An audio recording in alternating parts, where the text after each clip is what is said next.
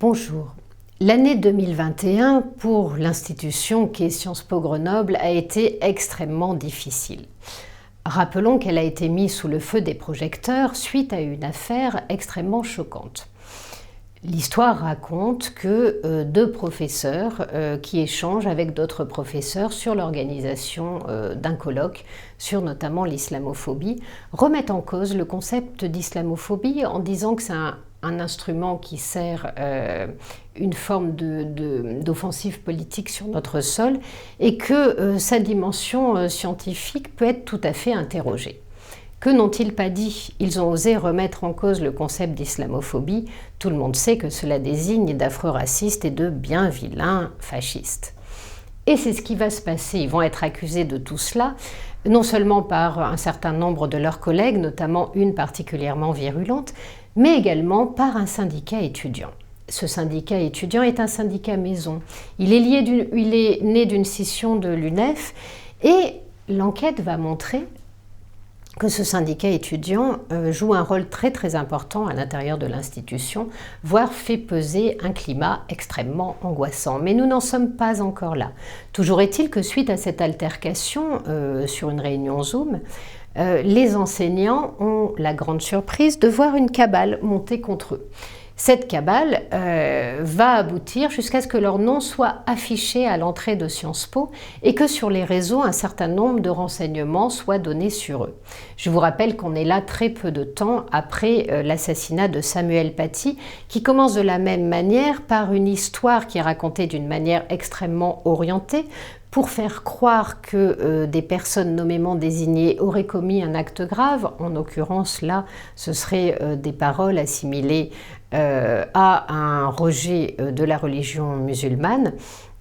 Et ces personnes sont affichées, elles sont affichées dans leur environnement professionnel, mais aussi sur les réseaux sociaux. On a là tout ce qu'il faut pour que les choses dégénèrent extrêmement rapidement, d'autant que l'enquête nous l'apprendra par la suite. Ce syndicat fait littéralement régner un climat de terreur à l'intérieur de Sciences Po. Ce qu'il nous est raconté, c'est pas simplement la violence qui pèse sur les professeurs et le contrôle que ce syndicat essaie d'exercer sur leur enseignement, mais c'est aussi, par exemple, du harcèlement d'élèves accusés, par exemple, d'avoir des pratiques sexuelles inappropriées, le tout sans que jamais aucune preuve puisse être avancée, et qui font qu'assez rapidement, on se rend compte que toute personne qui ne marche pas dans l'idéologie de ce syndicat, qu'elle soit élève ou étudiante, devient une proie. À ce niveau-là, le rapport est tout à fait glaçant et rappelle vraiment ce qu'on a connu en fait aux États-Unis, notamment à Evergreen, qui est aussi une faculté qui là va basculer complètement dans une forme de gestion fascisante. Si vous avez l'occasion de regarder ce reportage, c'est réellement instructif. À Sciences Po Grenoble, en tout cas, il est très étonnant de constater qu'il y a très peu de réactions. Autrement dit, on voit que les choses vont extrêmement loin et pourtant, pendant très longtemps, c'est le pas de vague qui va régner, c'est la volonté, le pas de vague. Aujourd'hui, ça a mauvaise prête. Maintenant, on appelle ça la volonté d'apaisement. Le seul problème, c'est que la mise en danger de ces professeurs est réelle, c'est leur vie qui est mise en danger et que pour autant, on va renvoyer dos à dos la personne extrêmement militante qui confond colloque scientifique et diffusion de ses idées, et un professeur qui, sans doute, dans sa réaction, s'est montré extrêmement virulent, mais lui a été mis en danger. D'ailleurs, cette mise en danger ne s'arrête pas après le collage. La professeure militante qui en a après les deux professeurs, va continuer à essayer de les faire sanctionner par l'institution, alors qu'ils ont déjà des menaces de mort qui commencent à arriver suite à cet affichage. On est donc dans un contexte extrêmement particulier, mais pire encore, il se trouve qu'il y a toujours des conseils d'administration dans ces grandes écoles. Le conseil d'administration de cette grande école est présidé par un préfet qui s'appelle Monsieur Nevache. Monsieur Nevache est un préfet que j'ai connu et qui est un homme que j'avais trouvé plutôt brillant dans ses activités de préfet du Val d'Oise, et en tout cas qui était un grand serviteur de l'État, donc quelqu'un que je voyais comme à même de réagir dans une situation particulière. Parce qu'on met énormément en avant l'inexpérience, notamment de la direction de Sciences Po, en expliquant qu'elle ne savait pas gérer quelque chose comme ça. Le seul problème, c'est que vous avez surtout un sentiment d'immaturité profond et de lâcheté réelle. À un moment donné, lorsque vous êtes dans un poste de direction, vous n'êtes pas là pour négocier. Certaines choses s'imposent, certains dérapages se recadrent et on ne renvoie pas tout le monde dos à dos parce que c'est bien plus facile à gérer. Non, parfois il y a des victimes et parfois il y a des coupables. Et il n'y a pas de victimes à chaque situation. Là, on est clairement dans ce cadre-là. Forcément, ce qui devait arriver arriva, la situation dégénère, cette enquête est menée et cette enquête est franchement destructrice pour l'image de Sciences Po Grenoble. Or, que se passe-t-il? Il y a 2 jours, on annonce tout d'un coup la tenue d'un mois décolonial à Grenoble. Et ce mois décolonial est porté par qui? Je vous le donne en mille. Sciences Po Grenoble, mais aussi la ville de Grenoble. Alors, la chose fait extrêmement désordre parce que quand vous regardez les affiches, on est vraiment dans la caricature du décolonialisme. Je vous rappelle, le décolonialisme, c'est de réduire l'histoire de la France à un simple épisode colonial et au nom de cet épisode colonial, de lui dénier, de faire de sa démocratie une imposture, de faire de ses lois basées sur l'égalité des mensonges, et en fait d'expliquer que la France est tout à fait haïssable et que sous des dehors démocrates, en fait, on a une France qui pratique le racisme systémique. Donc le racisme systémique, pour vous donner un exemple, c'est l'apartheid ou la ségrégation. Autrement dit, en fonction de votre couleur de peau, vous avez une place réservée dans le bus, vous pouvez rentrer ou pas dans certains restaurants, vous pouvez travailler ou pas dans certains endroits et en tout cas jamais représenter l'État. On est donc dans un cadre qui est extrêmement précis. Pour les militants, ça n'a aucune importance. La France, c'est bien connu, pratique la ségrégation et l'apartheid.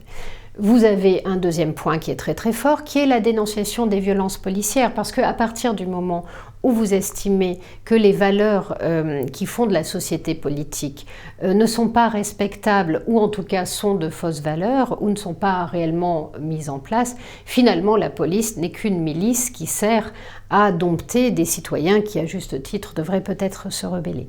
Donc on est vraiment dans une manipulation à peu près permanente, mais en tout cas, on a tous les items du colonialisme. En gros, aucune surprise quant à ce mois décolonial. Alors là, ce qui va être intéressant, c'est que face au tollé que cette histoire soulève, très très rapidement, la ville de Grenoble, comme Sciences Po Grenoble, vont reculer. Et ce qui est très amusant, c'est l'excuse que va donner Sciences Po Grenoble pour son recul. Elle dit, mais vous comprenez, nous, on était partisans, on s'associait finalement à toutes ces réflexions-là. Mais alors, quand on a vu l'affiche et quand on a vu les thématiques, là, on a compris qu'on n'était pas chez des républicains et donc on s'est dit qu'on ne pouvait pas continuer. Et là, vous avez simplement envie de rire en vous disant, rappelez-nous, Sciences Po, ça s'appelle Institut d'études politiques. Donc vous qui travaillez sur les sciences politiques, qui normalement examinez ce qui se passe, quels sont les grands enjeux et les grandes tensions du monde contemporain, sans rire, vous ne savez pas ce qu'était le décolonialisme? Vous invitez, les parrains de cette manifestation devaient être Taha Bouaf et Rokhaya Diallo. Sincèrement, ne pas savoir quelle est l'idéologie que portent ces deux personnes-là, quand on est enseignant en sciences politiques, ça fait doucement rigoler. On peut comprendre Sciences Po Grenoble. Imaginez donc que vous perdiez vos subventions à force de palinodies de ce type. Essayez donc de faire payer à des parents 20 000 € par an pour qu'on vous enseigne le racisme systémique et la décolonisation. Bien entendu, vous casserez la figure. Donc pour Sciences Po Grenoble, il est très important de reculer. Mais pour la ville de Grenoble, là aussi, ça devient extrêmement intéressant. Éric Piolle, en général, se positionne plutôt dans un islamo-gauchisme tempéré que les écologistes portent de plus en plus, y compris en France. Mais là, tout d'un coup, il se rend compte que il a peut-être accumulé un certain nombre de choses. Rappelez-vous, Éric Piolle, c'était au moment, il y a quelques années, on parle de violence policière, eh bien une fresque est faite au milieu de Grenoble qui montre deux policiers casqués, matraque levée, en train de massacrer une pauvre Marianne qui est tendue par terre, qui saigne. Et face au tollé que cela va soulever, le maire de Grenoble va expliquer que non, lui, il est tout à fait raccord avec un tel type d'image. Rappelez-vous aussi ce qui va se passer quand Alliance citoyenne, cornaquée toujours par les frères musulmans, va essayer d'imposer le voile à l'intérieur des piscines. C'est d'autant plus drôle, alors par le biais du burkini, c'est d'autant plus drôle que rappelez-vous qu'à la piscine municipale, les 3/4 du temps, nous sommes obligés d'avoir un bonnet de bain. Donc là, on est vraiment dans la tentative d'imposer un signe religieux. La tête est couverte à la piscine municipale. Eh bien, Éric Piolle va avoir beaucoup de mal à réagir à tout cela et va se borner à rejeter la balle au gouvernement, et ainsi de suite. Donc, on a ici quelqu'un qui, tout d'un coup, face au tollé soulevé, va se dire « Ouh, dans mon intérêt, n'oublions pas que je souhaite quand même être potentiellement candidat à la présidence de la République, je n'ai peut-être pas intérêt à me voir à ce point-là endosser une image d'islamo-gauchiste, parce que tout le monde dans le monde politique commence à se rendre compte que finalement, si la gauche aujourd'hui s'effondre, si aujourd'hui elle n'est même pas en mesure de conserver ces régions, mais encore moins de peser dans l'élection présidentielle, elle a quasiment disparu aujourd'hui. Quand on fait les projections de qui pourrait être élu à l'élection présidentielle, la gauche n'est clairement pas dans les starting blocks. Donc on voit bien que ce choix de l'islamo-gauchisme est en train de détruire complètement la gauche. Et dans cette histoire, ce qui finalement est réconfortant et réjouissant, c'est qu'il ne devient plus possible d'être islamo-gauchiste sans en payer le prix, sans en payer un prix électoral. Cela peut nous donner beaucoup d'espoir pour le futur et explique peut-être pourquoi en France le tabou du débat sur l'islamisme a été levé. Merci à vous, au revoir.